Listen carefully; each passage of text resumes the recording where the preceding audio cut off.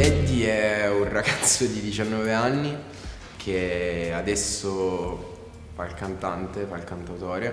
Prima della fama appunto facevo il barbiere, giocavo a calcio e scrivevo. Queste erano le mie giornate, tutti i giorni era la mia routine questa. Mi svegliavo presto, andavo al lavoro, finivo di lavorare, andavo a allenamento, arrivavo a casa, cenavo e poi scrivevo. Io sono Tancredi, sono un ragazzo di 20 anni che ha questa bellissima passione per la musica e per la scrittura delle canzoni. L'unico particolare è che mi chiudo in studio a creare delle cose che ancora non esistono. As soon as you created something by yourself, so you've taken this photo or you painted that painting, you have an IP right to it.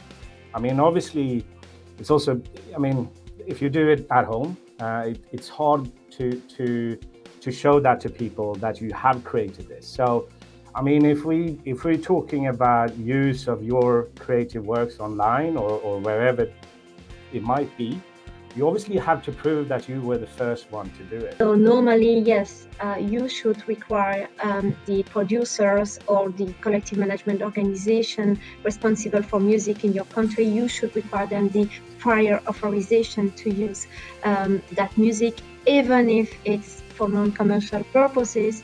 Strike this balance between the author protection and the user protection, then the Court of Justice say, yeah, if you cannot even recognize a sound in a handing input, then it's not even a reproduction and it's free for use. Even though you can't register it, my tip would be to maybe mail it to yourself as a recommended post or something, so you get like a post stamp saying, yeah, this was actually sent this and this date, or maybe publish it online on your Instagram account or whatever you have, just so you can prove that this is the date where I actually created it and it became an IP right, so to speak.